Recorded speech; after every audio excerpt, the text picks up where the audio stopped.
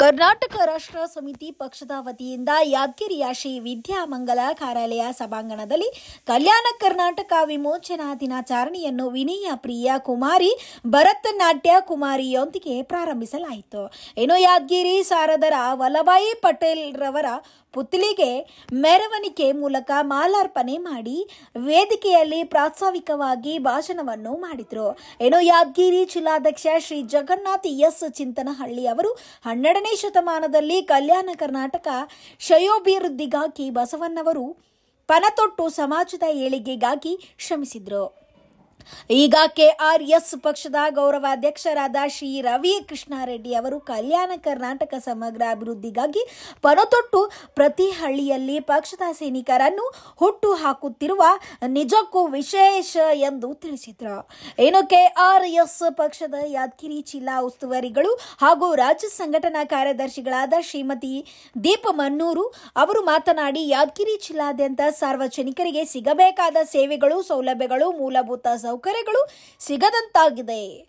ಕರ್ನಾಟಕ ರಾಷ್ಟ್ರ ಸಮಿತಿ ಪಕ್ಷವು ಜನಸಾಮಾನ್ಯರ ಧ್ವನಿಯಾಗಿ ಕೆಲಸ ಮಾಡಲಿದೆ ಎಂದು ತಿಳಿಸಿದರು. ಅದೇ ರೀತಿಯಾಗಿ ಗೌರವಾಧ್ಯಕ್ಷರಾದ ಶ್ರೀ ರವಿ ಕೃಷ್ಣಾರೆಡ್ಡಿ ಅವರು ಮಾತನಾಡಿ, ಸ್ವಾತಂತ್ರ್ಯ ಪೂರ್ವದ ಇತಿಹಾಸದಲ್ಲಿ ಹೈದರಾಬಾದ್ ಕರ್ನಾಟಕದ ವಿಮೋಚನೆಗಾಗಿ ಶ್ರಮಿಸಿದ ಹೋರಾಟಗಾರರಾದ ಶ್ರೀ ರಮಾನಂದ ತೀರ್ಥರು, ಉಕ್ಕಿನ ಮನುಷ್ಯ ಸರ್ದಾರ್ ವಲ್ಲಭಾಯಿ ಪಟೇಲ್ ಅವರು ಕಲ್ಯಾಣ ಕರ್ನಾಟಕ ಭಾಗಕ್ಕೆ ನೀಡಿದ ಕೊಡುಗೆ ಅಪಾರವಾದದ್ದು.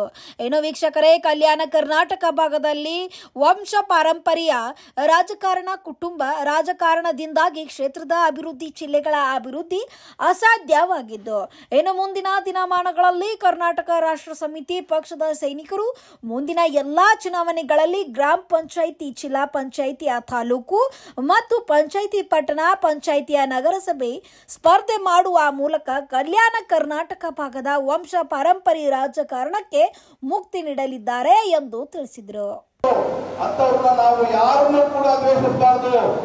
ಈ ರಾಜಕೀಯ ಪಕ್ಷಗಳು ದ್ವೇಷಿಸಿ ಒಬ್ಬರನ್ನ ಕಂಡ್ರೆ ಒಬ್ಬರಿಗಾಗ್ತಾ ಇರೋ ರೀತಿಯಲ್ಲಿ ತಮ್ಮ ಸ್ವಾರ್ಥದ ರಾಜಕಾರಣಕ್ಕೋಸ್ಕರ ಮಾಡಿರುವಂತಹ ವ್ಯವಸ್ಥೆಯ ವಿನ ನಾವು ಯಾಕೆ ಇವತ್ತು ಗಾಂಧಿ ಕಂಡ್ರೆ ಕೆಲವರಿಗಾಗಲ್ಲ, ಅಂಬೇಡ್ಕರ್ ಕಂಡ್ರೆ ಕೆಲವರಿಗಾಗೋದಿಲ್ಲ, ಇನ್ನು ಬೇರೆ ಬೇರೆ ಹಲವಾರು ಜನ ಪಟೇಲ್ ಕಂಡ್ರೆ ಕೆಲವರಿಗಾಗೋದಿಲ್ಲ.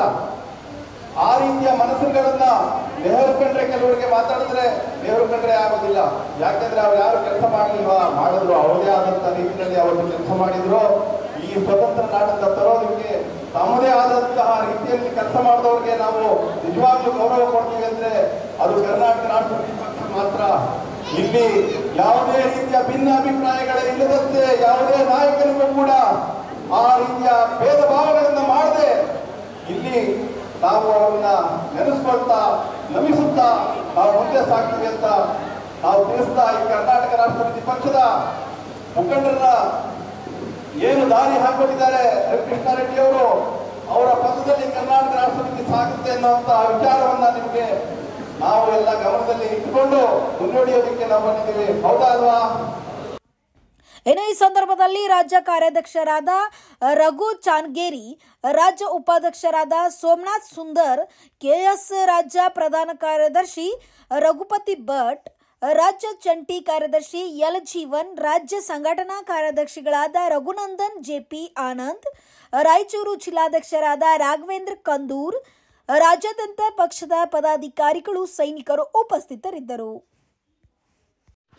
Thanks for watching. Read, discuss and debate with editor Dr. Yan Prashant Rao. Wanted reporters in print, digital and visual media for Bharat Vaibhav Daily Newspaper, BV News 5 Channel and BV Fast Web News from all the talukas of Karnataka, Goa and Maharashtra. If interested, send your resume to 9019229369.